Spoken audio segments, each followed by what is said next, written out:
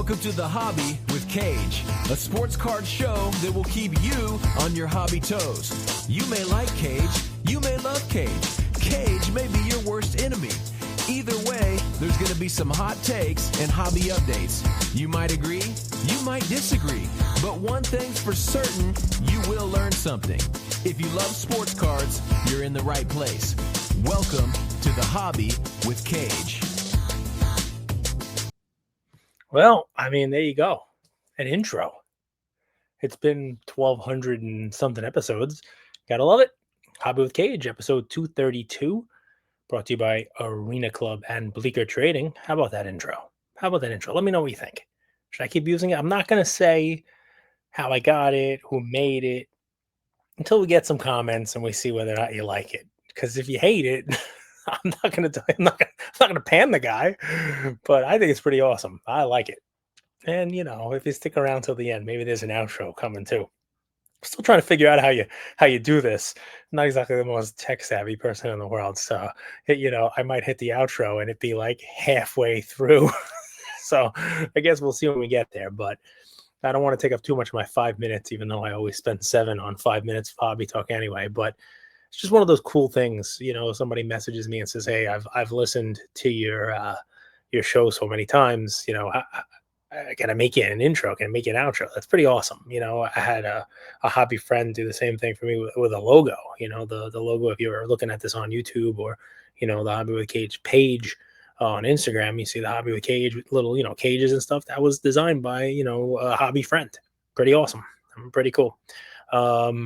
You know, it's just a lot of cool stuff like that goes on in the hobby. It's sure, it's about the cards and we talk about the cards, but, you know, it's about so much more. And it's one of the cool things about, you know, going to National, even going to Fanatics Fest, just seeing the folks, you know, being in the same space, being in the same, you know, location, and, you know, talking, catching up. It's a lot of fun. So, you know, let's talk for a second. All right. Fun thing that comes with consolidation, right? Fun thing that comes with, you know, when you consolidate your cards. I've had a couple conversations about this. You know, recently sold a big card. I don't want to call it regrets, but, like, you know, what do you do with the card now? And I have somebody else who also, you know, has sold some cards and, you know, has some big cards. And, you know, one big card they bought recently, a friend, I'm not going to say what the card is or who it is, but it's the same kind of conversation I'm sure a lot of people are having, the same kind of situation a lot of people are going to go through. And it's, I have this card. I bought it. I haven't held it for that long. I love it. My thesis in buying the card is that it's going to be a nice hold and it's going to go up in value. And then 6 months go by, a year go by, and it has gone up in value significantly, way more than you thought it would in that amount of time. It's captured a lot of the value increase that you thought it would. Now, does it have room to run? Sure. Does it have room to run over the next 5 or 10 years? Of course. But if you sold now and captured that significant amount of profit that's come in 6 months or a year, you could probably turn that into something else. You could probably, you know, maybe not into cards because everything else has run and gone up in price, but, you know, whether you put it in Bitcoin, you put it in stocks, you buy some AI stocks, you buy some NVIDIA, you know, even if you just put it in the S&P 500, there's probably, you know, money to be made there, maybe more than the increase that you're going to get on your you know, on the card now. Because if it's run so much in that first year, you know, in order for it to kind of double now, it's going to take a lot, right? It's going to take big numbers. And I went back and forth with my friend about this, and I kind of summed it up like this, and he agreed. If you're diversifying your investments and you own some stock and you own some real estate and you own some, you know, some Bitcoin, you own some cards, if you found that card that you think is the best place to have your money long term, that's a card you don't sell.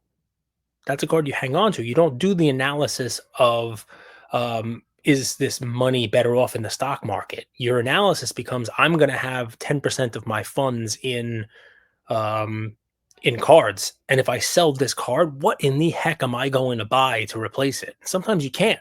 And, you know, and if your goal for diversification is to keep that, you know, that money, that amount of money, that percentage of your portfolio in cards, sometimes when you get to the top of the mountain and you consolidate in, that's the card you want to keep because you're just not going to be able to replace it. And you're not going to be able to get better returns with anything else. it's one of those things, right, where there's a little emotion in it, right? Because you want to say, hey, I was right. I was right. I was ahead of the curve on this one. I was right. I bought this card when it was this, and now it's this. And it's, and when it turns into that $1 million card, you're like, I held that Charizard. I held that Michael Jordan. I held that card. The funny thing is that, if the card, let's just use $1 million. If the card's at $500,000 now, and you think it'll be $1 million in 5 years, you probably can turn that 500 into $1 million some other way. Just the S&P the last couple of years has generated, outsized gains. But anyway, it's an interesting thing. It's a conversation I had recently, and I wanted to share it with you guys because, the market is frothy. The market is crazy, but it's frothy for almost everything. And why I title this "Maybe It's Not Time to Sell" is because I did sell, and I find myself very close to chasing lesser items for a price that I shouldn't be paying. And part of the reason I was able to sell my cards for as much as I did was because the market ran. And you think, all right, well, my card ran. I'm going to be able to take that money and buy stuff that I didn't buy with the money 6 months ago. Something else. Oh, I could buy this, this, and this. I could pick off these items. Well, guess what? You can't, because your card wasn't the only one that ran. They kind of all did, which is good, right? It's good that stuff went up in value. It's good that the market is healthy and growing and strong.